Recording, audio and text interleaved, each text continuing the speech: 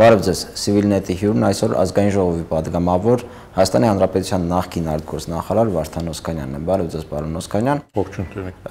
Հայաստանում վերջին օրերին բոլորը փորձում են հասկանալ, թե ինչու ստացվեց այնպես, որ Հայաստանը դիվանագիտական ասպարեզում կրեց այսպիսի խայտարակ պարտություն, ինչպիսին էր Ռամիլ Սաֆարովի էքստրադիցիան Ադրբեջան։ Պարոն Օսկանյան, դուք ունեք այդ հարցերի պատասխանը, թե ինչու Սաֆարովը հայտնվեց Ադրբեջանում եւ երկրորդ հարցը արդյոք հնարավոր էր այնպես անել, որ այս գործընթացը տեղի չունենար։ Նայեք, ես կարծում եմ, որ ամենայնտեպս հայկական կողմը վրիպեց։ Այստեղ այլ կարծիք չի կարող լինել։ Արտաքին գործերի նախարարությունը, մեր արտաքին հետախուզությունը պետք էր կարողանար մադը միշտ այս հարցի փուլսի վրա բահել, որտեղ առաջի օրվանից էլ 2004 թվականից երբ դեպքը տեղի ունեցավ, 2006-ին երբ արդեն վճիռը կայացվեց եւ Սաֆարովը արդեն բադիժներ գրում ծմա փանդարգության, Ադրբեջանը անընդհատ փորձում էր նրան տեղափոխել Ադրբեջան։ Նույնիսկ նրանք փորձեցին թադը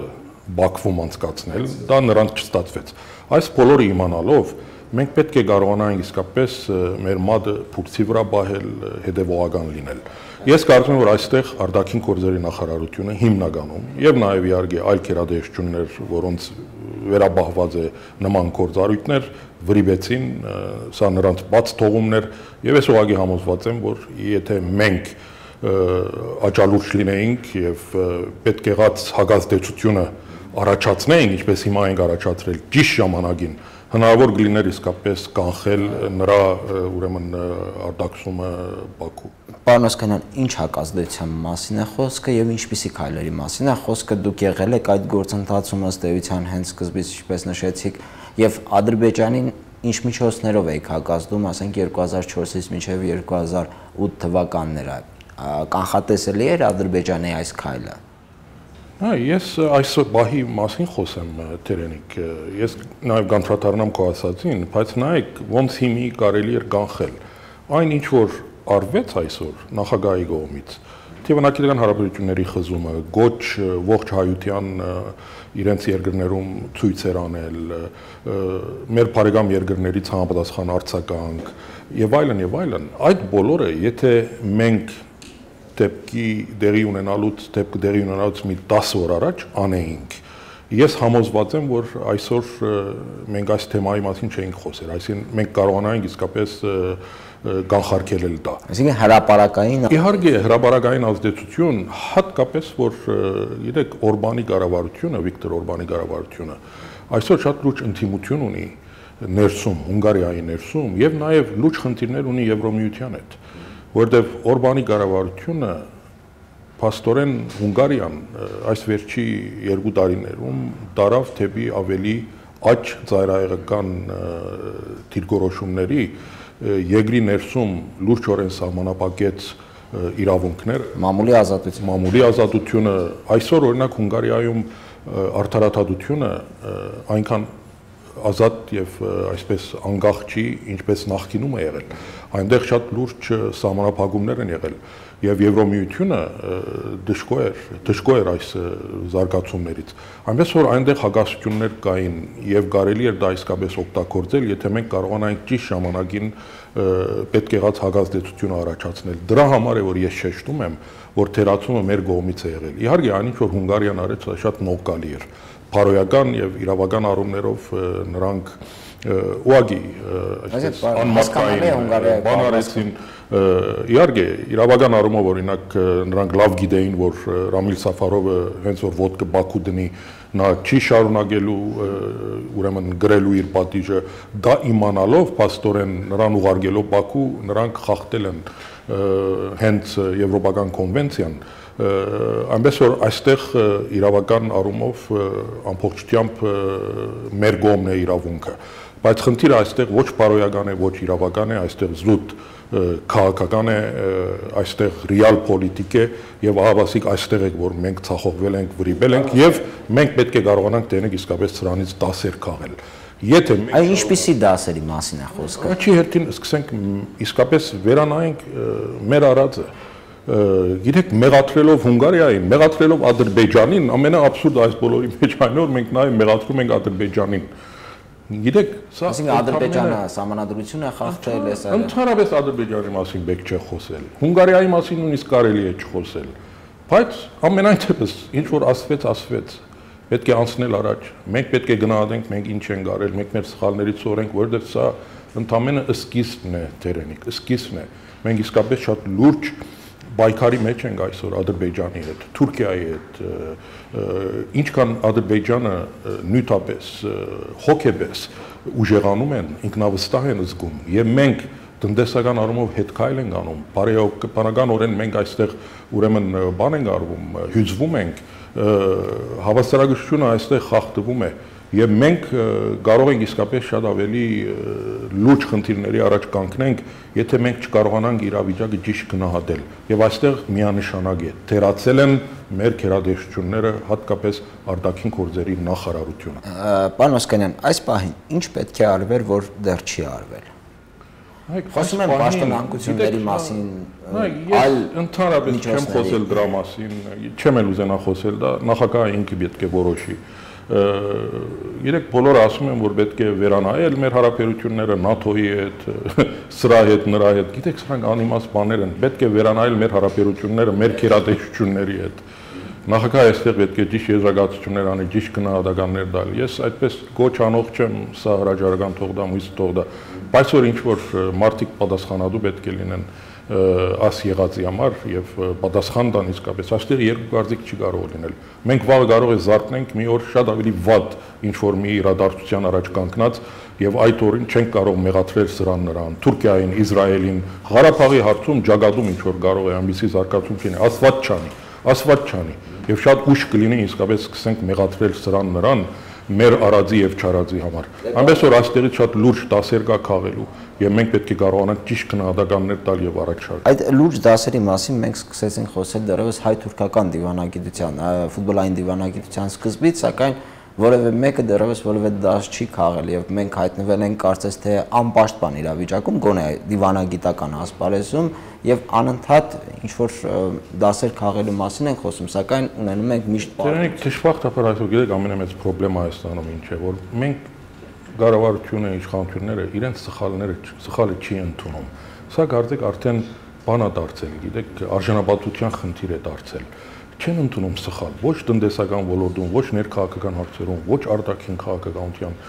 Նայեք, այդ երեք ոլորտն էլ որ ես թվայարգեցի, ինձ 5 տարվա մեջ ինձ մի հատ հաջողություն ասա Տերենիկ։ Կարող ես չեմ հիշում ինչ որ իմ հիշողությունը լավ չի։ Կարաս ինչ որ մի բան ասես։ Մի բան հիշես էլի, ասես որ այս հաջողությունը ունի։ Առաջին բայս չեմ կարող։ Չեն ունեցել, իսկապես շատ խորը ինչ որ ջանք պիտնես, որ մի փոքր բան վերցնես, ասես միգուցե սա է եղել։ Չի եղել, որովհետև մենք սխալ քաղաքականություն ենք վարել։ Այնպես որ պետք է կարողանանք այս դրա ճիշտ գնահատականը տալ։ Այսօր նայեք, իրավիճակ է ստեղծվել։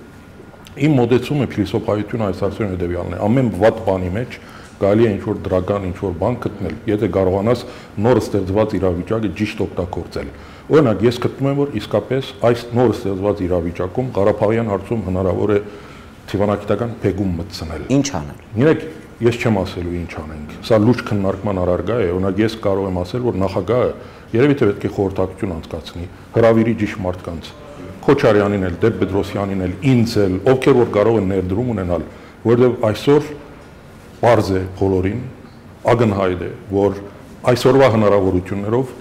հնարավորություն չունեն իսկապես օգտվելու այս ստեղծված իրավիճակից։ Իսկապես հնարավորություն կա, բայց պետք է մեր ուղեղները մենք համատեղենք եւ կարողանանք ճիշտ քայլեր անել, որպեսզի մենք կարողանանք ոչ թե փարոյական հաղթանակ տանենք, իսկական դիվանագիտական հաղթական տանել Ադրբեջանի այս սխալից, Հունգարիայի այս սխալից։ Ես այդ հնարավորություն տեսնում եմ, բայց որպեսզի մենք կարողանանք դա անել, Տերենիկ, նախ պետք է ընդունենք իսկապես մեր սխալը։ Կարողանանք իրավիճակը ճիշտ գնահատել, ուրիշներին չմեղադրենք մեր սխալների վրա կառուցել մեր հետագա քայլերը եւ կարողանալ ճիշտ բաներ անել։ Նա ես Ղարաբաղի հարցում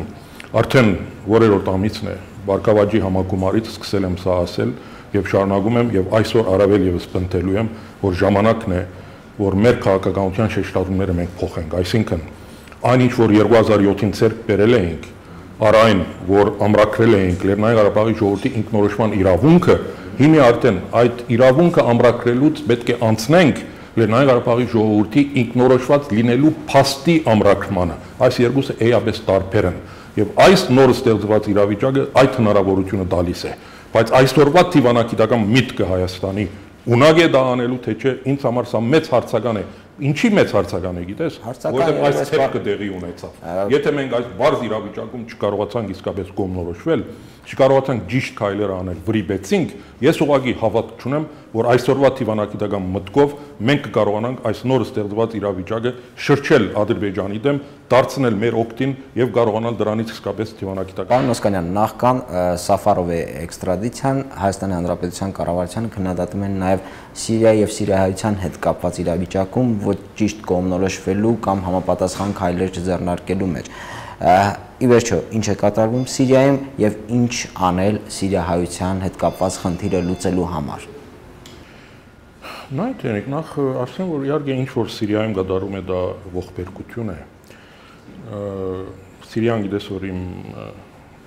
ծննդաբերն է, ես Հալեբում եմ ծնվել եւ այսօր թեժ մարտեր են տեղի ունենում Հալեբում եւ հենց հայկական արդեն շրջաններում համարի ամեն օր ես կապի մեջ եմ իմ ընկերների հետ, հարազատների հետ եւ իսկապես վիճակը բավական ծանր է։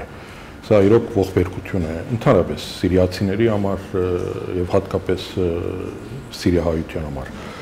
Սա իհարկե արդյունք է այն ինչ որ այսօր Սիրիայում կա 3 հիմնական կորձոնների։ Առաջինը դա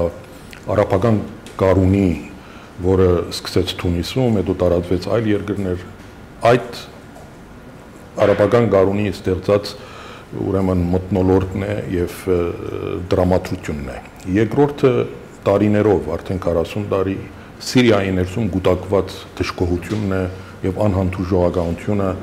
իշխող կուսակցության նկատմամբ։ Եվ երրորդը իհարկե արտաքին միջամտությունը, արտաքին շահերը։ Այնպես որ այդ երեքի համադրումով ստեղծվել է այն, ինչ որ այսօր կա։ Եվ ամենամեծ հարցը այն է, որ ինչքան երկար կտևի այս բոլորը։ Եվ իհարկե ինչքան երկար տևի, այդքան երկիրը կհյուսվի եւ համայնքի համար իսկապես շատ վատ հետևանքներ կարող են ունենալ։ Նայեք, Հայաստանի կառավարությունը ես կարծում եմ, որ մի քիչ ուշ սկսեց արձագանքել այս բոլորին։ Շատ ավելի շուտ պետք է ներգրավվածություն ունենար եւ ներգրավվածությունը երկու հարթության վրա պետք է լիներ։ Երբ որ մենք խոսում ենք սիրիահայության վիճակի մասին, միանգամից գնում է որ համայնքի հետ պետք է աշխատել։ Նայեք, համայնքի հետ ինչ որ արվել է, ես ասեմ որ դժգոհ չեմ։ Իսկապես ակին բան արվել է, հեշտացվել է նրանց տեղափոխությունը Հայաստան, Արմավիայի թռիչքները կան, վիզան է հեշտացվել, Գիտեք, այստեղ իսկապես կառավարության համայնքի հետ հնարավոր անելիքը այն պետք է լիներ եւ ահագին բան արվել է, որ բոլոր հնարավոր պայմանները ստեղծել սիրիահայության համար, որ նրանք իմանան, որ այդ այլընտրանքը նրանք ունեն եւ ցանկացած բանին օգտվել այդ հնարավորությունից։ Եվ այդ առումով իսկապես որոշ բաներ արվել է։ Իհարկե կարելի է ավելին անել, բայց մեծ հաշվով իրոք ահագին բան արվել է։ Բայց ես նաև գիտեք այստեղ դիտարկում եմ զուտ պետական հարթության վրա։ Մենք այստեղ է որ նաև թերացել ենք։ Որևէ ներգրավվածություն այդ տարածաշրջանային դիվանագիտության մեջ չեն ունեցել։ Նայեք այսօր հիմնական թերակատարներից մեկը Թուրքիան է։ Դժբախտաբար այսօր Թուրքիայի հետ մեր հարաբերությունները զրոյական մագարտակի են։ Բերեցինք ինչ որ մի բանի, խանդավառություն ստեղծեցինք եւ հիմա նույնիսկ հնարավորություն չկա ինչ որ արտգործ նախարարին զանգելու, նրա հետ հանդիպելու, ինչ որ հարց քննարկելու։ Թուրքիան այսօր ինչ որտեղ պարտավոր է,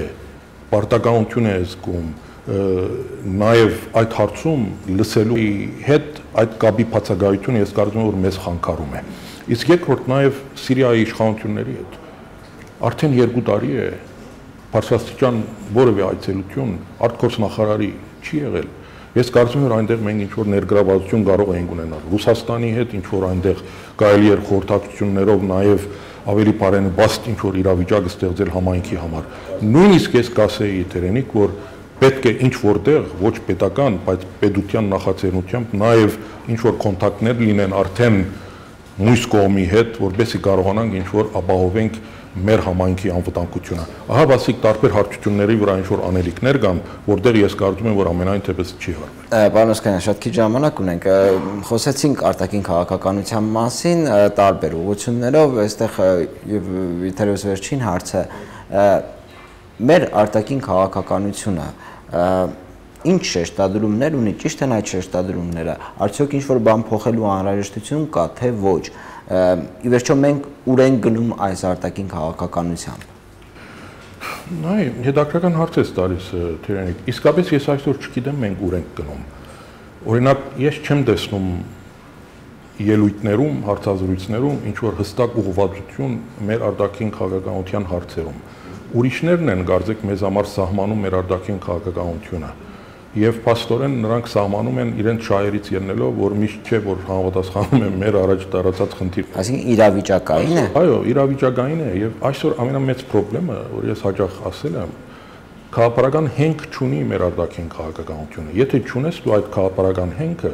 երբեք չես կարող գոմնորոշվել նման իրավիճակներում, ինչպիսի դիրքորոշում ունենալ այս կամ այն հարցում։ Սա լուրջ խնդիր է, հատկապես որ մոտաբակային մեր առաջ ծառանալու են իսկապես այլընտրանքային ինչ-որ գործընթացներ, եւ մենք պետք է որոշում կայացնենք։ Դա լինելու է շուտով, եւ երբ չկա քաղաքական հենքը, իսկապես մենք չենք կարող այդ ճիշտ որոշումը կայացնել, թե որ ինտեգրացիոն գործընթացի հետ պետք է գնալ։ Ինչ որոշում է Ռուսաստան, Եվրոմիություն, Եվրասիական միություն, դա Եվրասիականը կա, Եվրոմիության հետ